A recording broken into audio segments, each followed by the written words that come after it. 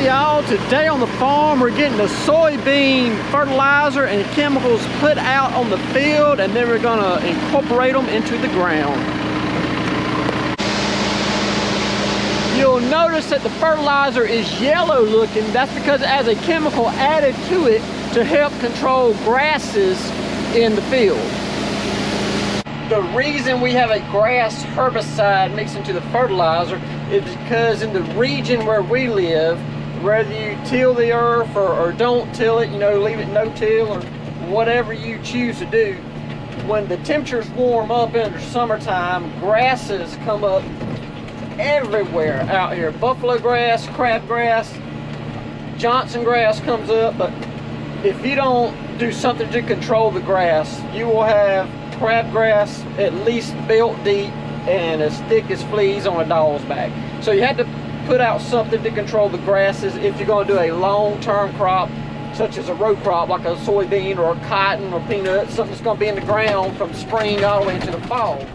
A lot of my produce stuff is only in the ground for 60 days, and at this point, we're in mid-April, a lot of it's been in the ground for 20 days already. So not as much has to be done to suppress weeds in the produce that I grow, but in this row crop stuff, there's a great deal of effort put into weed suppression.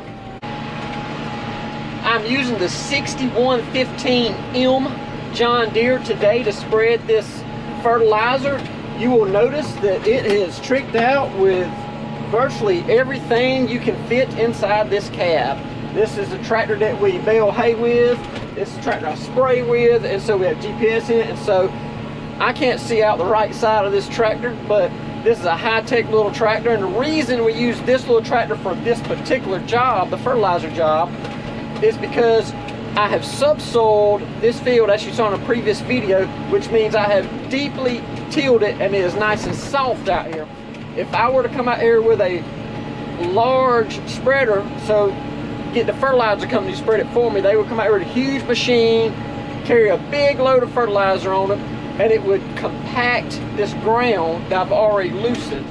So I'm out here with a very small, lightweight tractor with a small buggy behind me, so I don't pack the ground back down. And I gotta make a lot of trips. I gotta fill up a lot, but I'm not out here rutting the ground up and packing it back down after I spent all that time and money getting it loose. The 6115 does not come Green Star ready, so we have put what you call a steering wheel kit on this tractor.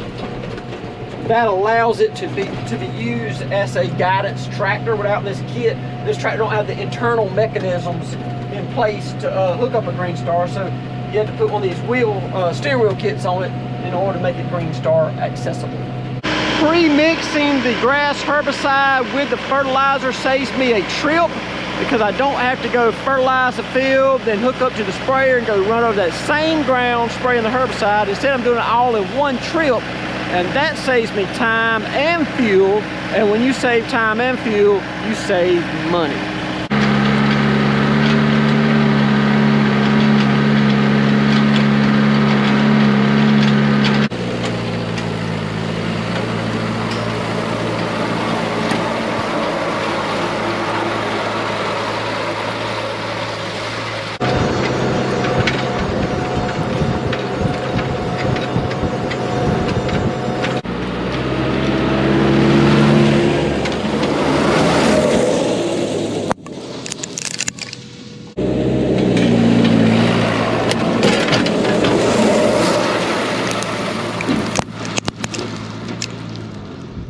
The way this fertilizer tender works is it has what's called a bull wheel.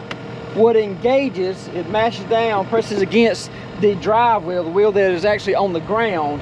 And so when I'm traveling and the bull wheel is engaged, it turns all these chains and pulleys, what then turn these spinners and the drag chain, what is the floor of the spreader. So the floor of the spreader is what you call a drag chain, and it's being pulled through there, right here.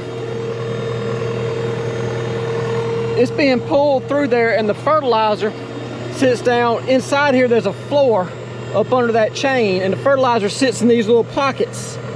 And as it gets drugged to the back, it falls out on these spinners. These spinners are spinning at a high rate of speed, and it's throwing it out, and all that is driven by my ground speed. So if I slow down, the spinners aren't spinning as fast, and the drag chain inside the buggy is not pulling as fast. It's slowing down, the spinner's slowing down. So if I go faster, it throws it further. If I go slower, the spinner spins slower, so it throws it less far. We have another buggy that we're currently renovating that is hydraulic driven motors on the spinners. So you set your hydraulic pressure, your spinners spin a constant speed, whatever pressure you have set them at. And so it don't matter if you're going 2 miles an hour or you're going 10 miles an hour, it's throwing it the same speed. That's a better setup. But that buggy is currently, we built I have a new frame made for it and painted, and we got the buggy set off of the frame. We're doing a total rebuild on that buggy because fertilizer buggies, just by their nature, are exposed to fertilizer, and they're constantly battling rust and decay. These things tear up and break apart, so I always had to rebuild buggies. This one is a loaner that we have gotten from the fertilizer company, and like I said, it is bull wheel engaged, so you have to maintain a constant speed to get a even spread.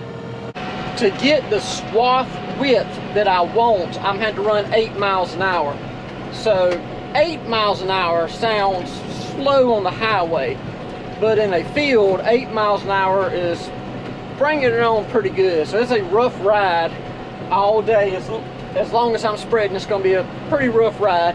Now I'll switch to field cultivating after I get all this spread. I won't travel quite as fast, and it will be a smoother ride then. I got the fertilizer all spread, so now I'm just to incorporate it using the 4960 and the Umverfer field cultivator.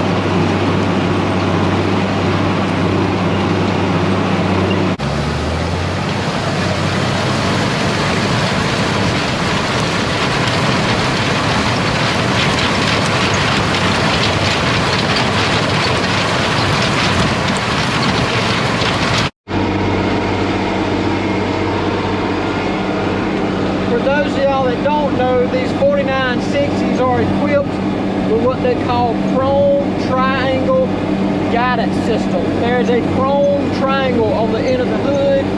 It's got a point facing forward. You point that point, you aim it towards something on the other end of the field, and you stare at it, and you drive straight toward it, keeping that triangle pointed at that object the entire time, and that helps you lay off your first pass super duper straight.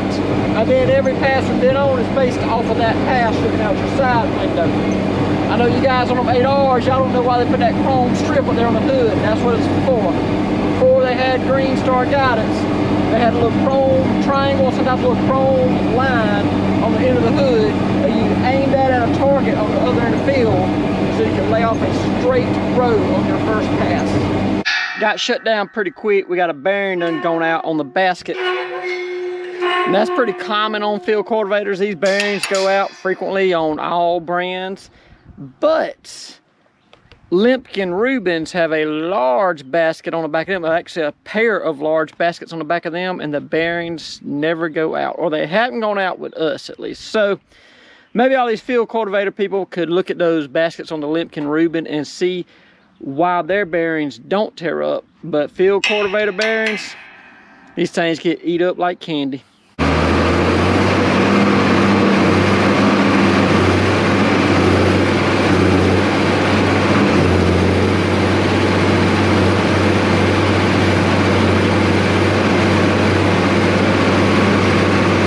This is the end result we're wanting for our seed bed. This is about as good as you can get it in clay. There are a few clods here, but nothing major.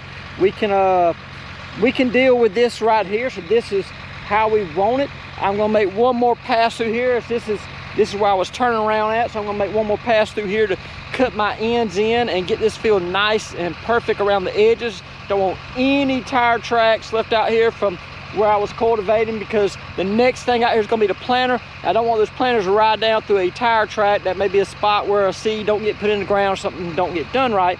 So we want it left perfectly smooth and flat out here when the planter gets here, so there's no obstacles and everything goes as smooth as possible.